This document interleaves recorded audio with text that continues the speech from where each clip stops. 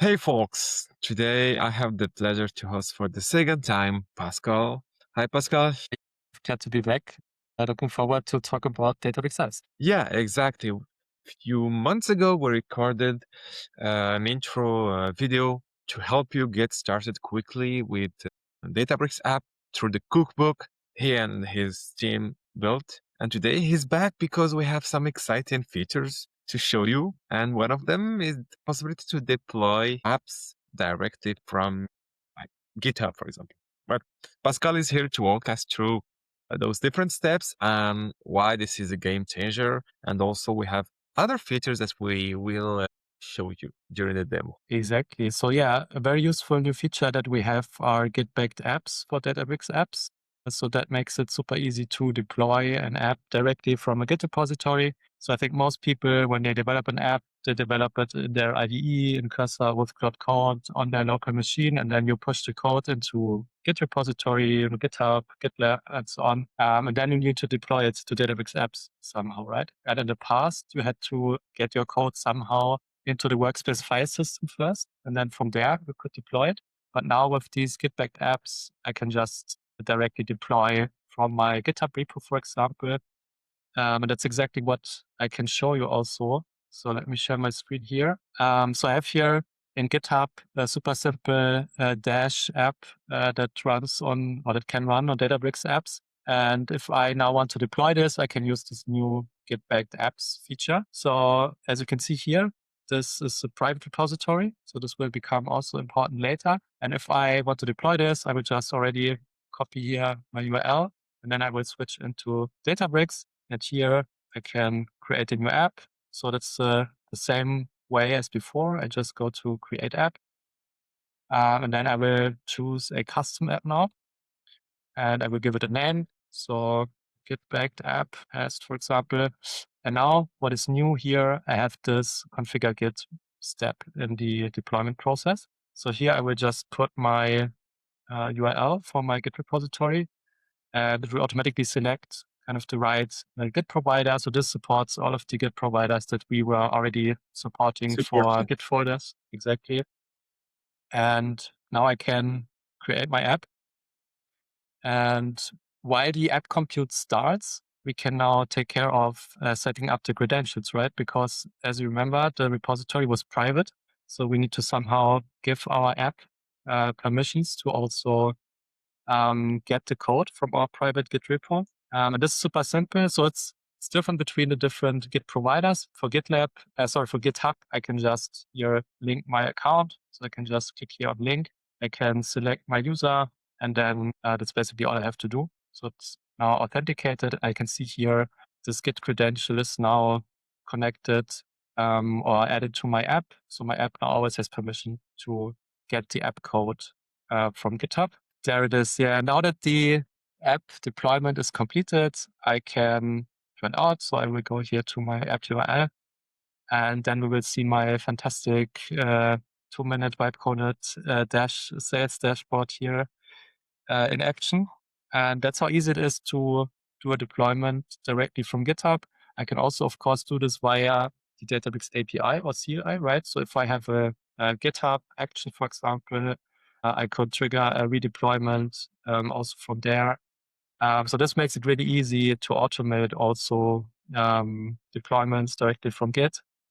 And yeah, that's how easy it is now to deploy apps. Yeah, and during the last couple of months, Databricks announced so many new features and enhancement. What would be your top 3 announcement? Oh yeah, there's so much happened around apps. It's really hard to pick like top 3. I think what comes to mind first is Lakebase integration. So we already had integration with the provisioned Lakebase, but now Databricks apps also supports Lakebase Autoscaling, which is recently added as an app resource. So if I add a resource here to my app, I can also now find under the databases the autoscaling databases. Right? I can add those, and that makes it really easy to experiment with a Postgres database with an app. And yeah, also super fast, super cost efficient. Yeah, So and that's a big new. specifically like reverse ETL use cases where, for example, where you have KPIs that you're computing maybe on real time or maybe it's it's, for example, sales data, real-time sales data. You can check the app and see the like number of items you're selling being updated in real time with the very low latency in a very efficient way. And as you mentioned, it's very cost efficient. Why? Because first of all, it's like the apps is on with in less than 100 milliseconds, and you have all the features that you used to have in Neon, which is the let's say the acquisition that Databricks, the company that Databricks acquired to have this Lakebase autoscaling feature. And you have other things like branching with zero copy. We have those permissions, like framework. It's easy way to sync like Delta tables to Lakebase. It's really we have the platform has now a complete ecosystem from the ingestion till the serving of the KPIs through the apps Lakebase. Exactly. Lakebase autoscaling really is super easy way to add a fast OLTP database to your Databricks app. So I use it basically with all my new apps now.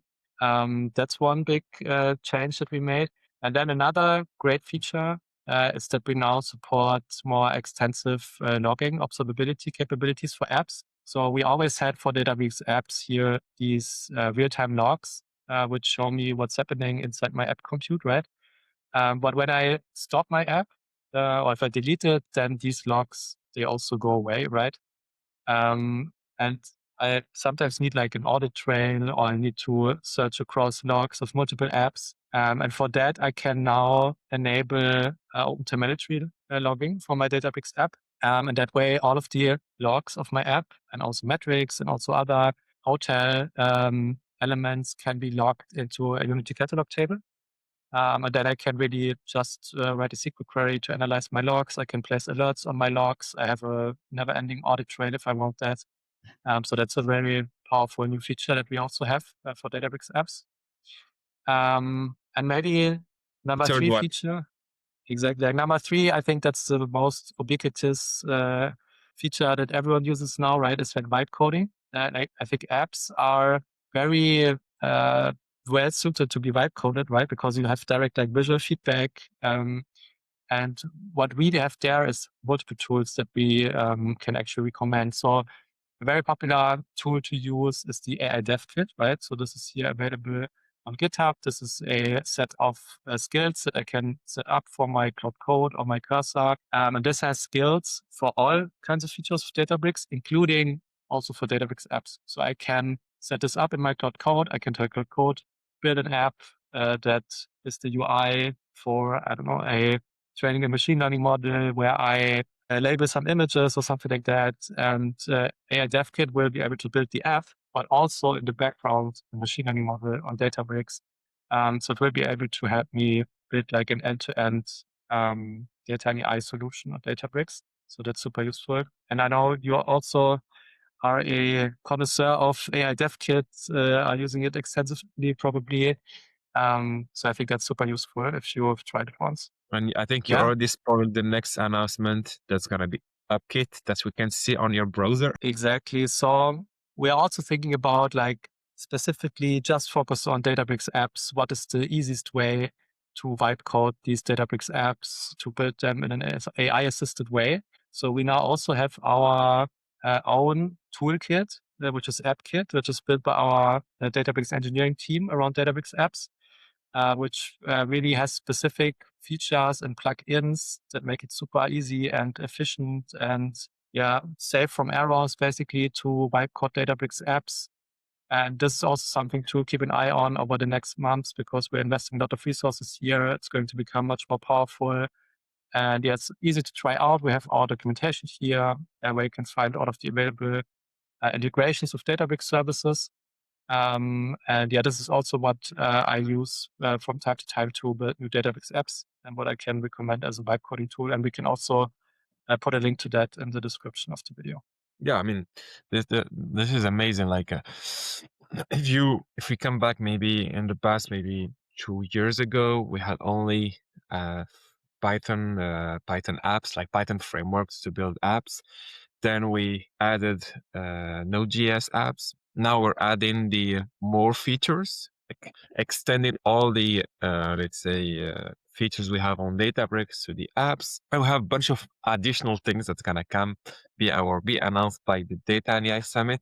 So stay tuned. Make sure to register for the online version of the Data and AI Summit if you can't make it to San Francisco.